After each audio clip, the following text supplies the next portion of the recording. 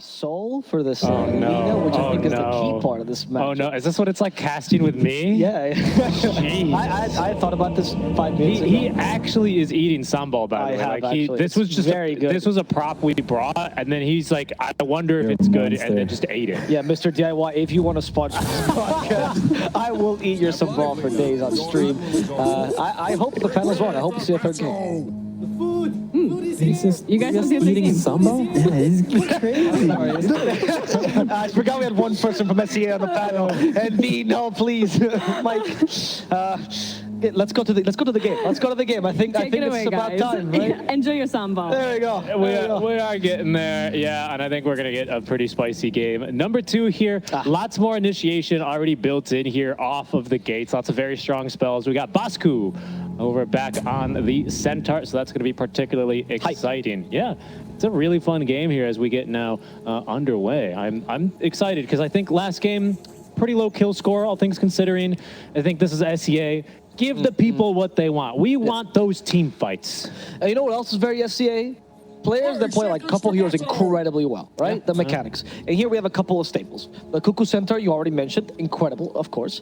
We also have the Carl Conka, used to be called the Admiral for a while, right? But also, on the other side, Bleed is playing that Corden Puck. That used to be his best hero. Playing a little bit less now because Puck is not that valuable. And the Masaros Night Stalker, which would be a dominant hero for him together with a DK, on top of your favorite, the Dubu Chen. Yeah. I'm a big fan of the Dubu Chen, and I'm also eager where they're going to run it, how they're going to lane it, as that's what the panel closed on here. Looks like they'll get these runes fairly easily. They've even got AU on his lovely little Clockwork Kunkka set as well. Absolutely adorable. This is a really mean safe lane, though, that Blacklist Rivalry are running, isn't it? This Clockwork and this NP. You know, I think it was Ninja Boogie talking about how, you know, the Linas, your range heroes, want themselves a bodyguard to just feel at ease and harass from range. Sure. It's almost no better hero to do that in the game than this Furion. The Fury?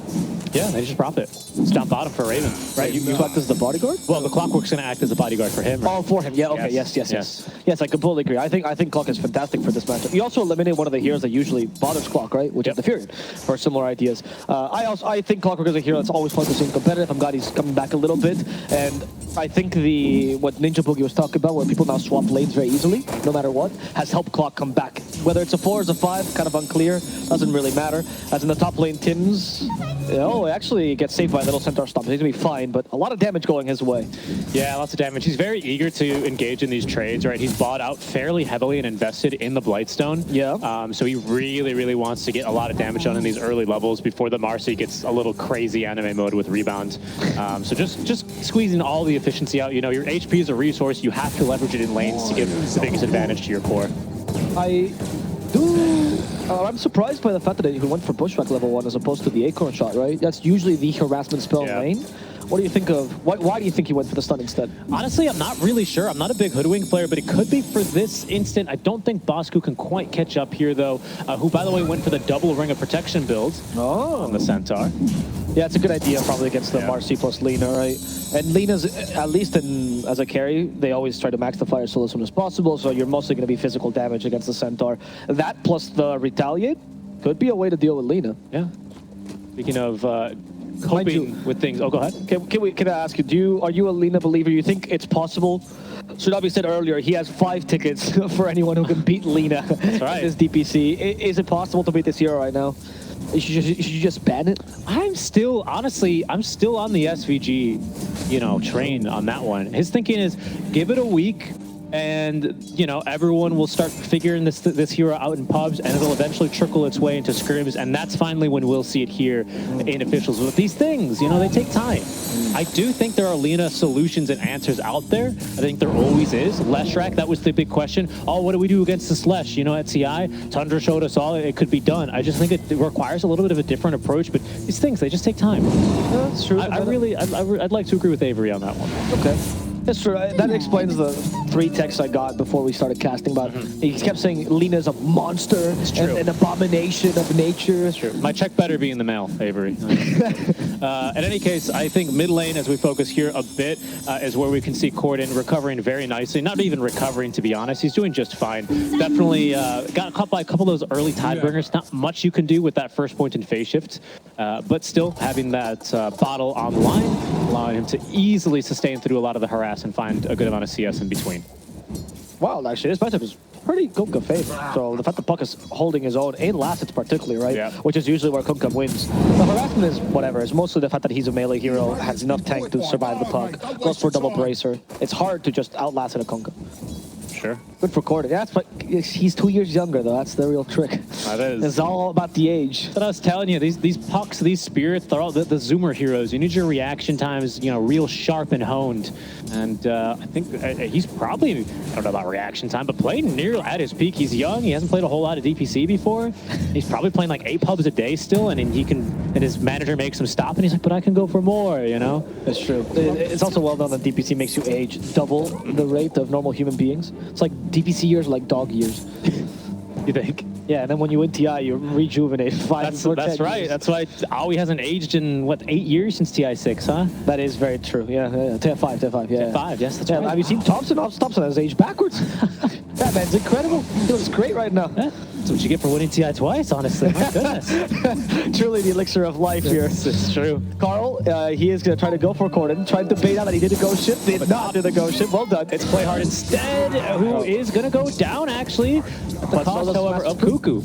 Yeah, and Boss Ku, not Master Ku. And that doesn't seem like the greatest of trades because Lena survives the whole engagement, gets the kill on the enemy offlaner, and she already has the Falcon Blade plus the boots. Yeah, it's the Falcon Blade making a big difference there. Deciding to go for boots first on Centaur over the Ring of Health. I'm not sure exactly what, you know, the best efficient quote-unquote play there would have been. But given that he does have this extra armor, he went for the 1-1-1 build. I don't know. I thought I would have seen the Ring of Health a bit earlier, but he's going to get that online now. And it'll be substantially tanker versus, against the Lena. Oh, you know, Fear a year ago was telling me that when you play Centaur, because the lane is so important, right? Yes. He would say that you kind of have a decision between the Vanguard face boots, right? Because the face boots actually allow you to be much more aggressive, but it's definitely a win more item, and it can ruin your lane if you get it at the wrong timing. But Vanguard might be a little bit too passive. So I think Bosco had that option. Ring of Protection acts a little bit of that face boots, right? That's right. With the boots. That's right. Because it gives you the armor you need to go against Lena, and I think that's what Cuckoo was thinking about. Yeah, for sure. I also have like to think about, well, if the phase boots are a little bit more to do about the instant turn rate and the phase movement as well. For sure. Get more aggressive, whereas the Vanguard, it's a little bit more of a sit back and wait kind of item. Yeah, it's go against the tower, and the enemy team leads, and you go, okay, well, they left, I'll take the tower solo, but Exactly. Well, now with the one death, it does seem like perhaps Vanguard's could be the better choice, as you can see that Ring of Health being put to very good use with all that HP regen that he's clocking. Lena, though, also sitting very comfortable here, is going to go first for this Maelstrom build after the Falcon Blade. It's good juke there from Bosco. This is some serious damage. They may have a kill here. That was ridiculous, though. I shouldn't have been that far. Okay. Anyway, they go for the... Oh! We'll play hard now, and in fact, thanks to Raven, they get the kill on Jackie, Nice. surprising the Lena. It seemed like Play Hard was the bodyguard, but he was actually the protected one all along. Now they're going to kill him, too. They got rid of the Lena first. Play Hard goes second. One more hit from Tibbs is going to be the Bushwhack instead. You can't go into the trees against a squirrel. They will chase you for your nuts. That was really, really nicely done by Blacklist Rivalry. I quite enjoyed that sequence of events, kind of just backing away, letting Cuckoo like, hey, he's low, he's overextending, throw the stun TP behind in the fog in the trees. That was really, really clean. Yeah. And in fact, they've even managed to time this with the minute 5 wagon. This is huge, because he was, I wouldn't say losing the lane, but he certainly wasn't doing typical Centaur things, which is exactly this. He wouldn't have been doing this without that sequence of events. Now the tower is his. He's approaching level 6 already, and Lena's been given the boot very swiftly. Yeah. Really, really big turn there. Or the hoof here, right? The hoof, indeed. Raven, though, was... I also love this gank. Like, not only does he gank to get the kill on Lena, which is already big in itself, but he stays top in the right moment, which is taking the tier 1 tower, the usual swap of the lanes, right, between the carry and the offlaner. Right. And this is what the panel was talking about earlier, about how Raven's becoming a more active carry these days, and the hyper carry used to be known for. Exactly. I think part of that is the meta sort of conditions that these days in this meta. But it is really cool to see him on a completely different hero style. That being so good at it. Yeah, and being so good at it, right? Kind of having those natural timings. I remember back in the day, I remember like Eastern Europe, 2 years ago, we would be, I mean, this is another just great rotation on in, right? The meta was being set by like guys instead like Dahawk, who were like the only ones that were really playing this style. Go back to Stockholm Major, he's TPing in all the time, and now it finds its way here. Pretty main stage, of course, with plenty of buffs to NP along the way, to be certain. trying to catch this puck, and they will with a torrent. Damage, however, is not very high just yet. And he's not near any trees. They tried to bushwhack him early. It was very difficult. They're going to go for the tower instead. Raven, once again, being quite active here. He will still be going for the Midas, though, so a little bit of both worlds. Just a bit. I don't mind that so much. I guess if you are going to be fighting and going quite aggressively, then you still farm like crazy on the hero just by simply pressing R. But you're not, you know, he hasn't really just sat back in the jungle farming camps with his treants there. He gets the last hit on that tower and earns the ping from Tims. Quick smoke. You can see like he's basically got no time. That they did smoke under ward, so this is unlikely to catch anyone. If they catch Chen, I think they'd be happy. Even if they just kill his creeps, they will. Dubu. And they will get him with a bolt like this. Torrent as well. Then buy the poor Dubu. At least they didn't kill his creeps. Dubu was the player that famously talked about for top, where they have the kill, foil snapped, and the Laguna Blade there used for a kill onto Bosku, who was pushing pretty aggressively near a tier 2 tower. Well done. Dubu was the player that famously started talking about the idea that the creeps on Chen are more important than the hero itself because it's so hard to recover them, right? So when there's an option to either save the Hill Troll Priest right now or the Chen, he'll choose the Priest every time. He's not worth that much gold anyway. He's only level 4. And that Priest is pretty bonkers. Again, we're still living in a mechanism era as far as how strong this item is. And that is what I think is a 10 or a 15% heal buff to all heals received in a very generous AoE. It's 1200 radius, which is the same as like a Vlad's. So almost a full screen, right? And that's huge for mechanism and Hand of God. Easily could turn some team fights right in their tracks, especially against these heroes that have like, normally they're the ones that like the long fights because of Ghost Chip and all these powerful spells. When that's all of a sudden is not the case anymore, Carl might find himself out of spells really quickly. Nice jump there, though. This is the most Carl play. This is the 50-50s we're talking about when he gets away with it. That was very clever. Either he picks it up, spams the voice lines, and sends Corden packing without any bottle, or he gets caught by a Dream Coil and is Laguna Bladed and dies, and then he still spams the voice lines. Exactly. The voice lines is like, you know how Meeple players have it in their mind how to do the blink poof just by heart? Carl has the voice lines just by heart. Not down, but a flashy player, and happy to see him, of course, back in Div 1 here for the side of Blacklist Rivalry. Another Div 1 player that I like to talk about for his build this game is... Oh, actually, wait. They're trying to go for Corden. No? Seems like they expected the Bushwhack to connect, but Corden's that was a bit too fast on that one. Masaros, he can't fly over Marzarina, but he sure can fly over those cogs. Doesn't choose to, though. Just wants to kill AU instead, and he'll be able to save himself from Raven. In fact, the counter initiation is still available because we have Playhard nearby with a pretty high-level rebound. And the Stampede will allow Raven to run away. Now the counter initiation is good from Blacklist Rivalry instead. Going for Playhard first. It's difficult to kill off Masaros, but Playhard will fall at least a compensation here, and they don't lose their carry. Okay. You can really see, like, this is a deceptively global lineup from just about everyone, right? Not quite global, but incredibly mobile at night here for Masaros anytime he activates that Dark Ascension. The Hand of God as Dubu continues farming up towards his mechanism. But even actually Blacklist Rivalry with a bit of global utility of their own on that Stampede really does turn that one right in his tracks. Bosku doing a good job of holding on to that one until it could really make a difference. And that'll net them the final tier 1 tower. So it's 11 minutes in. Blacklist Rivalry already with all 3 tier 1s, so they're looking to really, up the pace as they immediately smoke underneath their tier 1 tower. Yeah, they know that Bleed is once again trying to hunt down Cuckoo. It's happened like 2-3 times. Once it was successful. And then 2 it's not going to be, and especially now if they can connect with him. There is no Stampede, however. Yeah.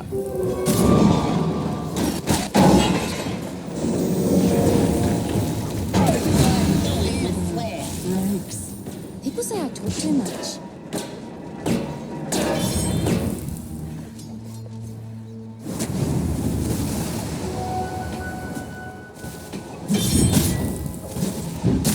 The Dire's top tower is under attack.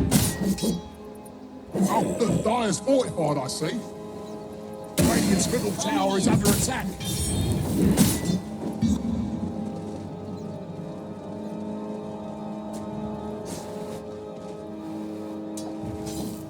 The Dire's top tower is when you can get on top of her. That is definitely the cue, though, for Bleed to go for themselves for a couple of 4-staffs, a couple more mobility items, this mechanism. Like, that's when you know, you're like, yes, we have Alina, we have to protect her. We're back to 4-staff gaming again, right? Yes, definitely. It's the meta when you have range carries, I guess, is the best way to save them. And you do have some good 4-staff players here. I think Marcy is fine with it. I guess Chen maybe not the best. I mean, it's the Omega, it's the Ultra Force Staff game. I think we might actually even see 3 or, well, I don't know, Chen, Marcy, I don't know. Night Stalker. Because you've got this NP talent as well to contend with later on in the game. You have Cogs and you've got, you know, Force Staffing away from a Centaur. Like, there are just so many good options here. Yeah, you just have really bad boards. I agree. I think Marcy is fine, but I think the rest are...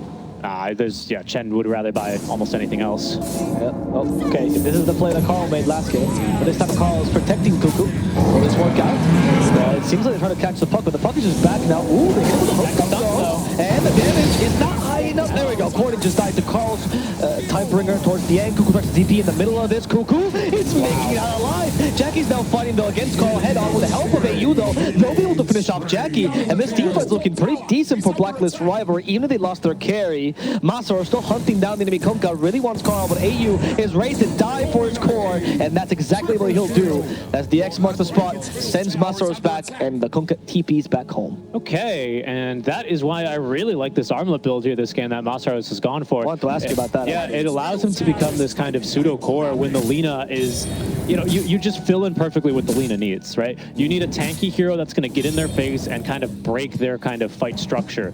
You could see he was just running around. He did not care about that run buff. Almost actually picked up the kill on the Centaur as he TP'd away. If he was just, you know, had that time for 1 extra auto attack. But Puck having some serious problems in the fight. They used the nuke damage on her. Lina does not want to be anywhere near that fight, so she's off farming away. Someone needs to be here to fight. Chen, not that guy. Marcy also, not that gal. Like, someone needs to be up there, and it's him. It's a really good itemization here with the armlet. That's the item that allows him to do that. That's why I also like that he's going for the BKB right afterwards, right?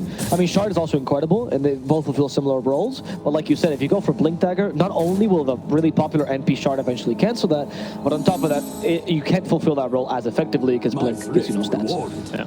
That's why Force Step, not that crazy. Like, as a replacement for that Blink instead. Yeah, I think it gives you a lot of utility this game. That's why I kind of brought it up earlier. And again, I just think it's a really good Force Staff game. Force Staff even breaks trees, so it can act as a dispel against the Bushwhack if someone's popped by it. I mean, a little bit of a wild play. I mean, it's not the Why is Night Stalker Force Staffing himself through the tree instead of quelling Blade? You know, he Force Staffs himself on top of the NP or the Kunkka when he's got the crippling fear on. Like, it's good. These aren't crazy ideas, I think.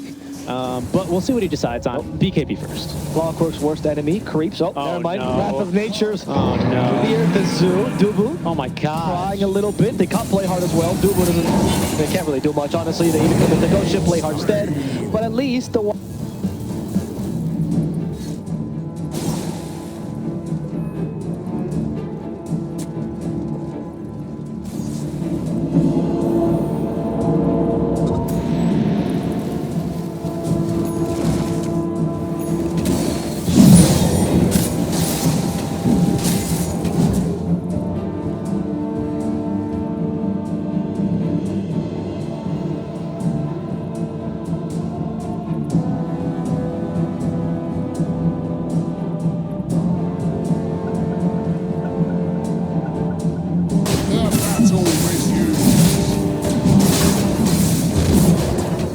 it seems like Raven has been given so much more tempo this game, right? I guess the help of the Centaur Cuckoo is also a really, really big deal. It feels like this is the kind of hero that you can create plays on as opposed to the Broodmother, where it's more about trusting your core to do the rest of the job, right?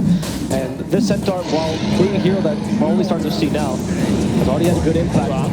For now, though, we will see a Splash Bubble stuff in this Night Stalker initiation, but Clocker might burst it regardless. AU is dead. Masaru's the BKB, a bit too strong. Raven is in a pickle right now. Play does have an Aegis, and that's why the Clockwork is coming back in. Dreamcoil, however, onto 3, but no follow-up just yet. The Lina doesn't have enough farm. He's going to need a puck instead, who hunts down the NP, gets rid of the first life. Will they lose play hard at least? Okay, in comes Cuckoo with a stun into 2, hits Jackie. That's the real target. Well, to save him, but they send him back with the X mark the spot, and that's going to kill Jackie and play hard. Finally, Blacklist Rivalry get the hero they were looking for. Tip that, AU. That was a phenomenal play. I questioned the buyback, but it seems like he read the lines in the Matrix. Radiant holds this outpost top lane. Of course, that's why they move into Roshan in the first place.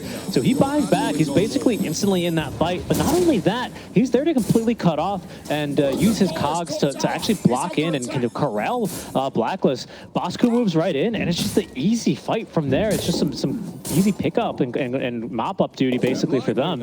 What a buyback, really. He's going to die back for it, but it's definitely full worth. You still lose Aegis. Good counter initiation by Bleed there. Uh-oh. Gordon. On the puck. There you go. Yeah, that is... Now that hurts. This is the value of a true 5 player, AU, you know? All these new 5s that come from playing core roles and they've changed. No, AU knows he is not worth anything. He'll die for his teammates for a simple opportunity like that. That was close. Duba managed to TP away just in time. They didn't even use the mechanism, perfectly calculating that. Good reaction time.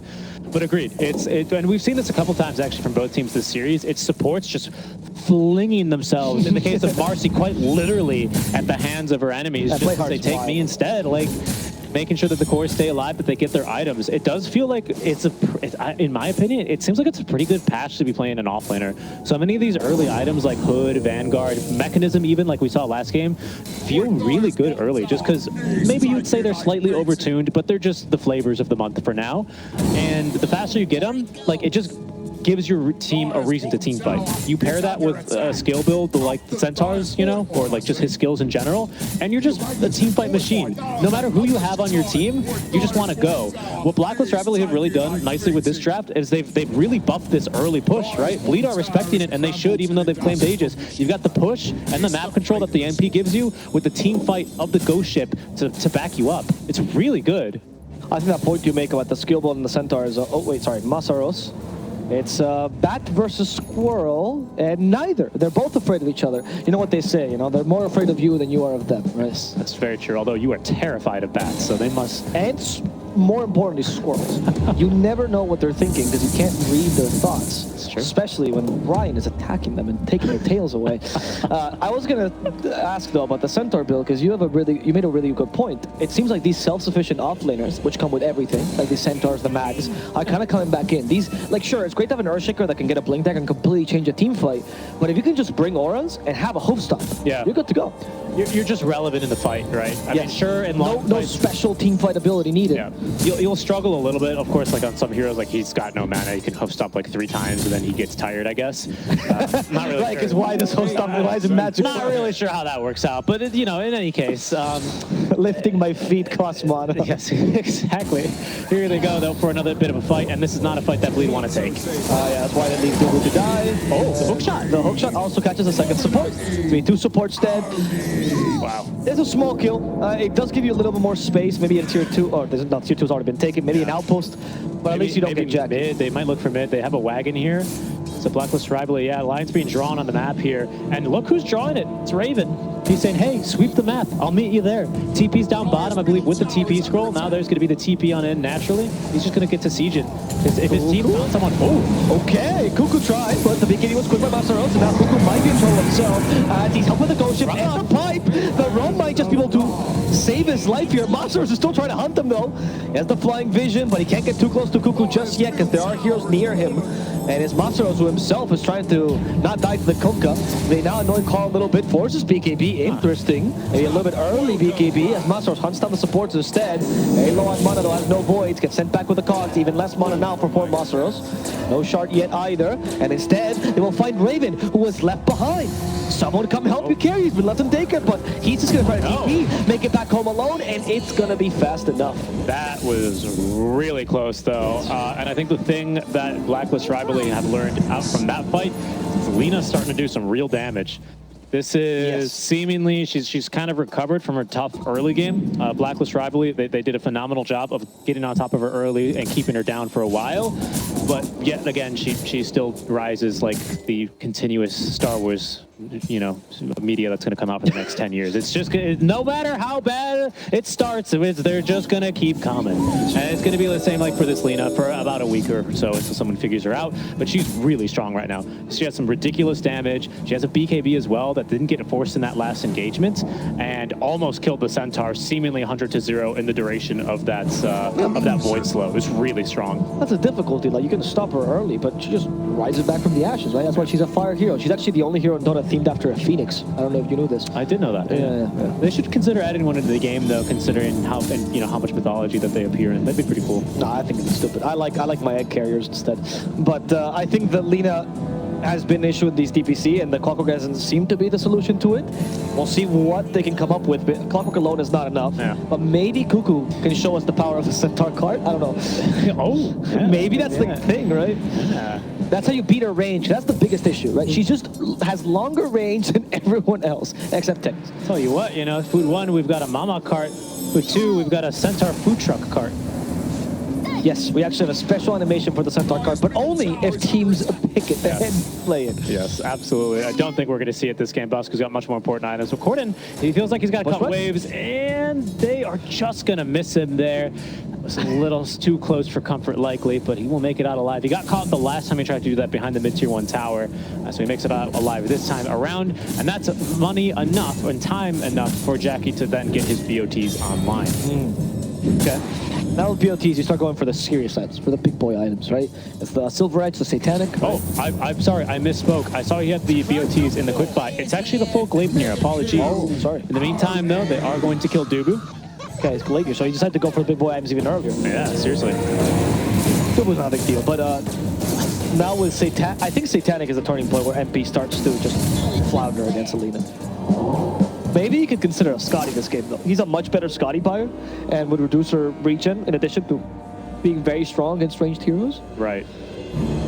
Yeah, I wonder how that's going to work out.